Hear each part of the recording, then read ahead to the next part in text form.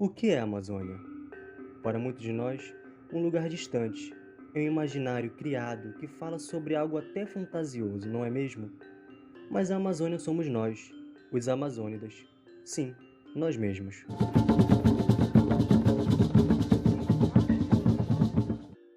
A chamada Amazônia Legal, que engloba apenas o território brasileiro, ocupa mais de 5 milhões de quilômetros quadrados, o que corresponde a 58,9% de todo o território nacional, que possui ao todo cerca de 8 milhões e 500 mil quilômetros quadrados.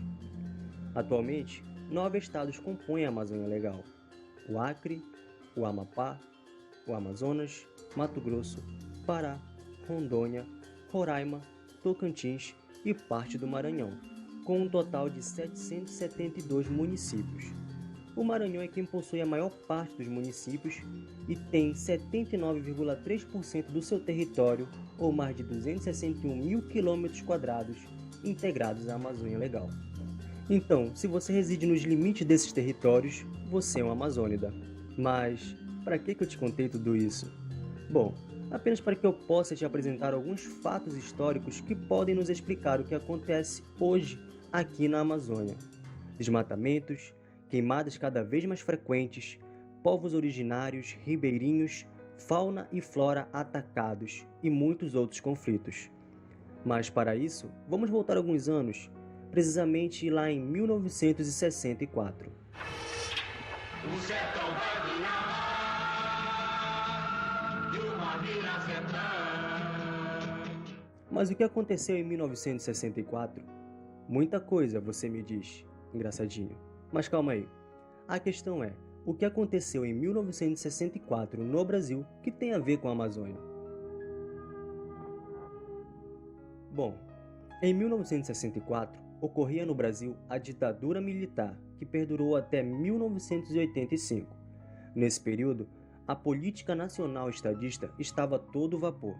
Declaro empossado na presidência da República dos Estados Unidos do Brasil Sua Excelência, o senhor Humberto de Alencar Castelo Branco. De acordo com o historiador Daniel Arão Reis, a política nacional estadista tem como elementos um Estado centralizador e integrador, um ideário nacionalista e unificado, o apoio das Forças Armadas, alianças sociais com a classe trabalhadora, sempre sob vigilância e tutela do Estado, concepções de modernização e industrialização e uma política externa de afirmação social. Dentre essas características, a que mais chamou a atenção do governo ditatorial pensando em Amazônia, com certeza foi a modernização, principalmente em meados dos anos de 1970, em que a Amazônia passou por diversas iniciativas de modernização formuladas pelo Estado. Atenção, senhoras e senhores, vai falar o presidente Ernesto Geisel.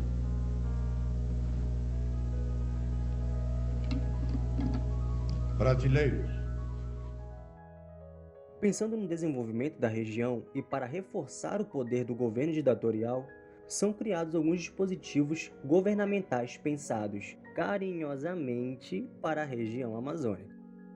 Entre eles estão a Sudan, que substituiu a SPVA, a SUFRAMA, o INCRA e o PIN, que basicamente seguiam a mesma linha, visavam buscar apoio econômico para a região, incentivo ao desenvolvimento, exploração dos recursos naturais, expansão agrícola, ocupação do território como política imigratória, além de aliviar o excesso populacional de outras regiões, principalmente o Nordeste. Tais ideários apenas reforçaram o imaginário de que as regiões Norte e Nordeste do país são um peso para o Centro-Sul, e que tais mecanismos criados pelo governo surgiram para desenvolver a região amazônica com a imigração de nordestinos que estariam dispostos a fugir de problemas como a seca. Surgem então algumas iniciativas visando a modernização da região amazônica. Dentre elas, a construção da Transamazônica, que é vista como uma obra faraônica capaz de integrar as regiões Norte e Nordeste, garantindo a ocupação de uma região vista como desabitada, além da exploração dos recursos naturais e outros grandes projetos como as hidrelétricas. Na visita que efetuou ao município de Altamira, em plena selva amazônica, o presidente Médici inaugurou oficialmente os trabalhos de construção da rodovia transamazônica, instrumento eficaz de ampliação das fronteiras econômicas do país e uma das obras essenciais do Programa de Integração Nacional elaborado pelo atual governo.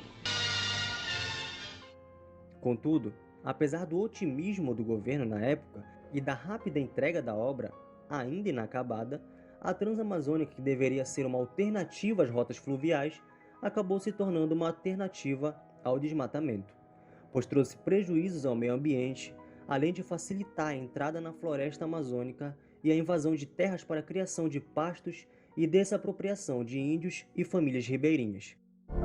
Às margens da rodovia transamazônica, troncos de árvores centenárias estão sendo transformados em fumaça e cinza.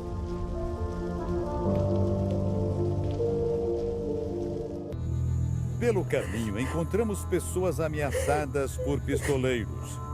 Eu vim para cá, mas eu tenho medo.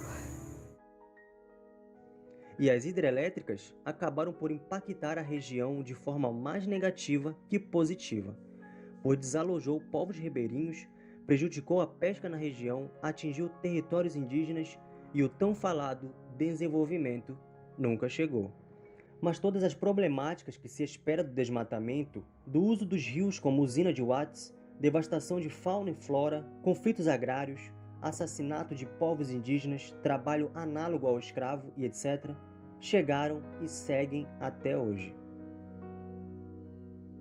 Então, como nós vimos, o discurso era desenvolvimento, proteção do território nacional, lucro para os pequenos donos de terra, uma imagem nacionalista forte, acabar com a má utilização da Amazônia, trazer progresso para os estados envolvidos, e o que realmente aconteceu e o que segue acontecendo é o desmatamento recorde 8 anos após a inauguração da Transamazônica.